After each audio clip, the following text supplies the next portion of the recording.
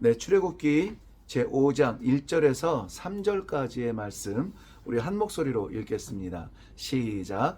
그 후에 모세와 아론이 바로에게 가서 이르되 이스라엘의 하나님 여호와께서 이렇게 말씀하시기를 내 백성을 보내라. 그러면 그들이 광야에서 내 앞에 절기를 지킬 것이니라 하셨나이다. 바로가 이르되 여호와가 누구이기에 내가 그의 목소리를 듣고 이스라엘을 보내겠느냐. 나는 여호와를 알지 못하니 이스라엘을 보내지 아니하리라.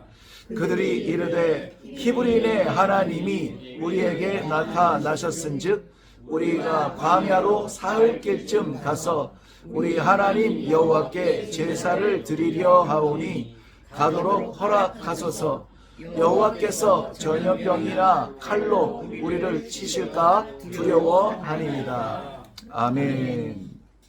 네, 우리 한번 기도하고 말씀 나누도록 하겠습니다. 우리가 사는 삶인 것 같지만 우리의 걸음 한 걸음을 놓지 아니하시고 인도하시는 살아계신 하나님 아버지 은혜를 감사합니다.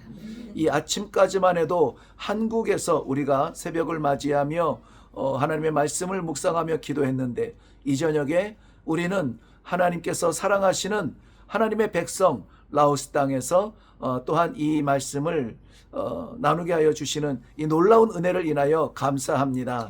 아버지 하나님께서 부르신 이 땅에서 드리는 이 귀한 이 말씀의 시간이 복되게 하여 주시옵시고 우리의 모든 피로를 씻으시며 하나님의 말씀의 세계가 열리는 그러한 복된 하늘의 은혜가 부어지는 시간 되게 하여 주시옵소서. 기도하는 자나 기도에 힘을 얻고 나아오는 자나 또한 이 땅에서 주의 사명 위하여서 정말 내 모든 자리 포기하고 주님의 뜻을 알기 원하여 간절히 부르짖는 우리 선교사님 내외분에게 이 시간에 부어주시는 하나님의 말씀의 은혜가 빛이 나도록 축복하여 주시옵소서. 감사드리며 예수님 이름으로 기도하옵나이다. 아멘. 네, 우리 참으로 독특한 특이한 경험을 하게 되는데요. 저도 처음이죠. 네, 이렇게 한국 교회를 섬기면서 새벽의 제단을 선교지에서 이렇게 하루 전날 저녁에 말씀을 묵상하며 또 이 땅을 밟은 우리 12명의 주의 복음의 사자들과 또 이 땅에서 이 영혼들을 끌어안고 살아가는 몸부림치는 우리 귀한 선교사님 내외분과 이 자리는 정말 하늘과 땅이 하나가 되어지고 하나님의 약속과 저희들의 순종이 하나가 되어지는 아름다운 자리입니다. 세상의 어떠한 호텔, 어떠한 레스토랑에서도 어떠한 화려한 크리스탈 처치에서도 흉내낼 수 없는 아름다운 자리가 이 자리인 줄로 생각이 되어집니다. 그러므로 오늘 이 시간에 우리가 이 땅에서 나누는 이 귀한 생명의 말씀이 이 말씀을 듣는 모든 한국에서와 또 흩어져 있는 모든 믿음의 형제들에게 동일한 은혜로 부어 주실 줄로 믿고 또 하나님의 생명의 말씀을 함께 묵상하려고 합니다. 지금 약간 좀 혼미하죠? 네, 좀 먼 길을 왔습니다. 어쨌든 5시간 이상을 비행을 하고 왔기 때문에 좀 어려우시죠, 권사님? 네. 네, 이제 졸리려고 하시죠? 네. 제가 빨리 끝날까요? 아니요, 그래도 좋아요. 네, 그래요? 네, 이거 다 녹화가 돼서. 네. 오늘뿐만이 아니라 이해할 수 없는 오늘 같은 희한한 이 순간 하루 만에 한국에서 라오스, 한국에서 새벽, 라오스에서 저녁 예배를 드리는 이러한 경험들이 우리 인생 가운데는 일어납니다. 그뿐만이 아니라 우리 각자의 삶 속에서도 될 듯하면서 안 되고 안 될 듯하면서 열리는 것도 경험을 하게 됩니다. 우리는 그것을 혼란이라고 합니다. 그 혼란스러운 상황을 맞이할 때에 우리는 어떻게 할 것인가 하는 그러한 말씀의 답을 오늘 우리가 좀 함께 받고 기도하려고 합니다. 오늘 1절 말씀은 이렇게 시작을 하죠. 그 후에 모세와 아론이 바로에게 가서 이르되, 이 모세와 아론이 드디어 바로 앞에 나아갑니다. 그런데 중요한 말씀이 그 후에예요. 그 후에. 잊혀졌던, 그러니까 그 모세나 이 아론에게 있어서는 이 후가 굉장히 짧은 시간일 수도 있는데요. 바로의 입장에서 보면은 그 후에라고 하는 것은 굉장히 긴 시간이에요.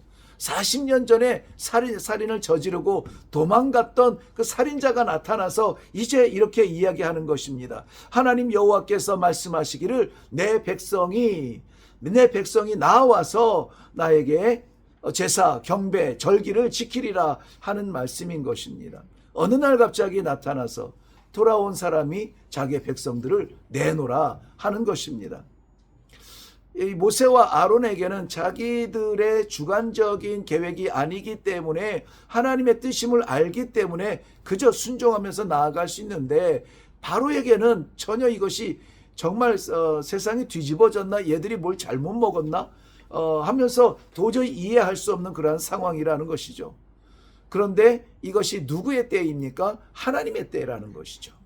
누구의 계획이고 누구의 인도하심입니까? 하나님의 인도하심이에요. 바로는 자기의 왕좌를 지키는 것 같으나 하나님이 유복해 하신 것입니다.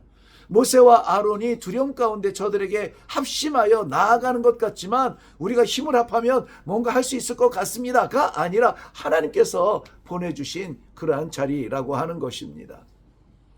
그럴 때에 비로소 모세와 아론이 순종의 현장으로 나아가서 누구 앞에? 바로 앞에. 이 바로가 누굽니까? 살인에 대한 심판을 사형 언도할 수 있는 그러한 권세가 있는 자 앞이에요. 두렵습니까? 아닙니다. 하나님께서 가라 하셨으니 두렵지 않습니다. 염려가 됩니까? 아닙니다. 어제 우리가 살펴본 말씀대로 그의 모든 자기 자신을 볼 때는 두렵고 자기 자신을 생각하면은 염려가 되지만 아니요. 하나님께서 이미 다 길을 열어주시고 능력을 부어주시고 사람을 붙여주시고 내가 할게 너는 순종하라 라는 말씀을 주시지 않았습니까? 이제 그 현장에 떡하니 서 있다는 것입니다. 그렇다면은 이스라엘 백성들의 관점에서는 어떨까요? 이들의 나타남은 정말 이해할 수 없는 400년 동안 익숙해진 삶을 내려놓으라는 거예요. 400년 동안 누가 말하면 예의 하고 일을 했던 그 삶을 포기하라는 것입니다. 우리가 나아가야 되는 땅, 알지 못하는 미지의 세계로 나아가야 된다는 거예요. 우리가 라오스를 오면서 이 땅을 알고 온 사람은 아무도 없습니다. 그냥 비행기 기장이 이렇게 운전을 해서 내려주니까 여기 왔고, 선교사님 나와서 우리를 픽업해서 오니까는 이 땅에 왔고, 선교사님들을 만나는 자리에 나아가니 저들의 빛나는 모습을 보았고, 감격으로 함께 교제했고, 이 시간에 우리가 다시 말씀 앞에 있을 수 있는 것, 우리의 어떠함이 아니라는 사실입니다. 그야말로 내 자리를 떠났을 때 하나님의 은혜의 자리에 설 수 있다는 것이에요. 우리가 이 세상에 발을 딛고 살지만은 세상의 질서를 초월할 때에 하나님의 나라가 열리는 것을 오늘 이 말씀 가운데에 우리에게 확실하게 보여질 수 있기를 바랍니다. 이 여정은 유람선 타듯이 순조로운 순항의 길은 아닙니다. 오히려 안팎에서 끊임없는 도전과 장애와 방해가 있습니다. 선교사님들이 그렇게 꿈꿔오며 오랫동안 10년 동안 기도해왔던 선교사로서의 파송, 생각지 못했던 교회의 파송을 받고 이 기도해오던 라오스 땅을 밟고 이제까지 2년의 세월을 보내면서 언어에 집중하면서 보낸 세월이 선교사로 감격스러운 나날들만 있었을까요? 아닙니다. 온갖 스트레스에 스트레스, 안으로는 나의 무력함과 또 밖으로는 열리지 아니하는 답답함과 이러한 것들로 보낼 수밖에 없었던 것이죠. 이 상황을 맞이하는 모세와 아론도 마찬가지입니다. 안으로는 이스라엘 백성들이 자기들이 이제까지 400년 동안 익숙해진 그 자리를 떠나야 된다는 두려움 때문에 이 사람들로 인하여서 우리의 삶이 변하는 것을 우리는 원하지 않아 라고 오히려 불평을 말합니다. 밖으로는 바로의 강팍함이 이 백성들을 놓지 않아 하나님께서 명령하신 것이 이루어지지 않습니다. 2절 말씀에 보면은 바로가 이렇게 말하죠. 여호와가 누구이기에 내가 그의 목소리를 듣고 이스라엘을 보내겠느냐. 누구이기에? 난 모른다. 출애굽기가 시작할 때 어떻게 시작하죠? 요셉을 알지 못하는 새로운 왕이 일어나. 요셉을 알지 못했다는 것은 그 인물을 알지 못했다는 것이 아니라 그를 쓰시는 하나님을 알지 못했다는 것이에요. 요셉을 기억할 것이 아닙니다. 우리는 그를 쓰신 하나님을 기억할 것입니다. 그래서 우리의 신앙의 영웅이 되려 하지 아니하는 것은, 순종하는 종이 되기 원하는 것은 우리의 이름이 아니라 우리를 쓰시는 하나님이 이 땅에 남기를 원하는 그러한 마음 아닙니까? 그런데 바로가 그렇게 말하죠. 아니나 다를까 여호와가 누구이기에 내가 그의 백성들을 내어준단 말이냐. 그러면서 하는 말이 4절 말씀에 보면은요, 너희는 가서 노역이나 해라. 너희는 가서 노역이나 해라. 이것은 이게 너희의 삶이야. 어디 뭐 하나님을 얘기하고 어디 제사를 드리고 너희는 그냥 일만 하는 종족이야. 노역이나 해라. 비웃고 하는 조롱의 말입니다. 그럼에도 불구하고 하나님의 말씀은, 자유의 말씀을 선포하는 이 모세에게 9절 말씀에 보시면은 그 사람들의 노동을 무겁게 함으로 수고롭게 하여 그들로 거짓말을 듣지 않게 하라. 하나님의 말씀을 전하는 그들을 뭐라고 합니까? 거짓말을 전하고 있는 자라, 이렇게 이야기하고 있다는 것입니다. 뭐 애굽에서는 이렇게 생각할 수 있죠. 그러면 그렇지. 노예들은 노예로서의 삶을 사는 것으로 만족해야지 뭐 자기들이 나아가서 광야에서 신을 섬기고 제사를 드리는 종족이라고 말도 안 되는 거야. 그러면 그렇지, 우리는 그냥 이렇게 사는 게 편해. 이렇게 내가 할 수 있는 자리까지만 나아가고 우리가 할 수 있는 것까지만 하면 되는 거야. 그 넘어서는 우리 일이 아니야 하고 내려놓는, 나아가지 못하는 그러한 자리가 아니라, 그러면 그렇지가 아니라 우리가 흔히 우리가 입에 오르내리는, 그럼에도 불구하고 나는 연약하다. 그럼에도 불구하고 나를 쓰시는 하나님은 천지를 지으신 분이다. 나는 말을 잘 못한다. 그럼에도 불구하고 내게 혀를 풀어주시는 하나님의 말씀, 그 생명의 말씀을 증언하는 일에 내가 게을리할 수 없다. 이 소중한 시간에 명절을 보내고 나서 지치고 힘든 몸으로 우리가 좀 쉬고 싶은데, 그럼에도 불구하고 하나님께서 이 땅에 인도하셨을 때에는 오늘 저는 몇 년 동안을 느껴보지 못하였던 이 정말 영원히 춤추는 감사와 감격을 느낄 수가 있었어요. 일일이 교제하지 못했지만 선교사님들의 그 표정을 보면서, 야, 정말 복음을 전하는 자의 그 빛나는 얼굴이 이거구나. 어둠의 땅에 그 어둠을 물리치고 하나님의 복음의 빛을 비추는 그러한 빛은 이런 빛이구나. 아이들을 보면서도 선교지에 있다고, 남의 땅에서 산다고 이렇게 막 주눅 들어가지고 막 얼굴을 붉히면서 막 괴로워서 인상 쓰고 그런 아이들 한 명도 못 봤다는 것이에요. 기적이에요. 한국의 길거리에서 볼 수 있는 그러한 아이들의 표정이 아니에요. 그러한 일에 쓰임받았다는 것이 너무나 감격한다는 것입니다. 그런데 그렇게 감사해야 될 이 이스라엘 백성들은 뭐라고 합니까? 왜 우리에게 이제까지 잘 살았는데 왜 와서 우리에게 이 노역에 고역을 더하게 하느냐라고, 이 안에서도 분열이 일어나고 안에서도 하나가 되지 못하는 모습을 보게 돼요. 이제까지는 그럭저럭 살 만큼 잘 지내서 나중에 돌아보면은 거짓말까지 하죠. 우리가 애굽에 있을 때는 그 우리 습에 국에 고기가 떨어진 날이 없거늘 여기에서 우리가 고기 한 점 먹지 못하고 죽는구나. 광야에서 헛것 이 허상을 추억하는 그러한 이 거짓에 익숙하게 되는 사람들이었습니다. 우리를 이끌어내어 죽게 하는 너희를 여호와가 가만두지 아니하리라. 오히려 백성들이 그렇게 말을 하는 것입니다. 당황하죠. 애쓰고 수고했는데 이루어지는 것은 없고 열리지도 않고 사람들이 붙지도 않습니다. 모세와 아론은 당황했습니다. 어떻게 하면 좋을지, 하나님께서 정말 우리를 부르신 게 맞아? 여보시오, 하나님께서 우리를 부르십니다. 말을 전해도 통하지 아니하는 이 암담하고 답답하며 혼란스러운 이때에 어떻게 해야 되는 것이냐. 두려운 마음이 앞서지만 주의 일이라 생각하며 한 걸음 더 내딛게 됩니다. 애굽이 인정하지 않아도 물러서지 않습니다. 이스라엘 백성들이 환영하지 않아도 포기하지 않습니다. 아무도 우리의 손을 잡아주지 않아도 이 길을 가게 됩니다. 이 암담한 가운데에서 한 가지 소망이 있습니다. 그 소망은 무엇이냐? 22절 한번 볼까요? 5장 22절입니다. 자, 우리 있으신 분 없으시죠? 네, 제가 읽어드릴게요. 네. 모세가 여호와께 돌아와서 아뢰되, 지금 그 상황을 만났어요. 혼란스러움입니다. 바로는 허락을 안 하고 이스라엘 백성들은 불만을 오히려 말합니다. 모세가 여호와께 돌아와서 아뢰되, 주여 어찌하여 이 백성이 학대를 당하게 하셨나이까? 왜 노역에 고역을 더하게 하십니까? 지푸라기라도 좀 넉넉하면은 이 찰기가 있어서 벽돌 만들기가 쉬운데 그것마저 빼라니 어떻게 하면 좋습니까?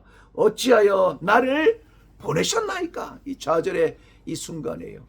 어찌하여 이 어려운 일을 나타내시고 어찌하여 나를 보내십니까? 내가 왜 이것을 소망이라고 말하냐면, 그 혼란스럽고 암담하고 열리지 아니하는 그 길에 이 모세가 돌아간 곳이 어디입니까? 여호와께 돌아갔다는 거예요. 여호와께 돌아가라는 거예요. 저는 오늘도 우리 선교사님과 모처럼 2년 만에 교제를 하면서 많은 이야기들, 참 짧은 시간이지만 우선 나누는 이야기들이 참 애쓰고 수고하며 충성의 시간을 보내는구나. 우리가 너무 잊고 살았던 것은 아닌가? 라오스에 올 때가 되니까는 집중하면서 우리가 기도는 했지만은 우리의 선교사님은 선교사님들의 사명을 다하고 있는데 우리는 우리의 사명을 다하고 있는가 하면서 몇 가지의 숙제를 끌어안게 됐어요. 기도하면서 이것이 어떻게 풀어질지 이제 그것은 하나님께서 이제 답을 주셔야 되는 것이고요. 안팎의 난관을 만났을 때의 모세가 돌아간 자리가 어디냐? 여호와 앞에 돌아갔다는 거예요. 돌아가서 어떻게 합니까? 아버지께서 맡기신 일을 충성을 다했는데요 하면서 어리광도 부리지 않고 오히려 여호와께 뭐 합니까?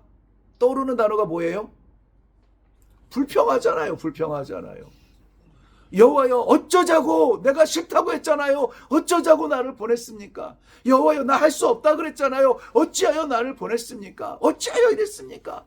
불평하며 하소연하며 어리광 부리며 때를 쓰며 그래요. 그런데 왜 이게 소망이냐면 세상 사람 쫓아다니지 않는다는 거예요. 여호와께 돌아갔다는 거예요. 나를 부르신 여호와를 상대한다는 겁니다. 나를 붙드시는 여호와를 상대한다는 것이에요. 철저하게 여호와를 상대하는 것이 우리에게 소망.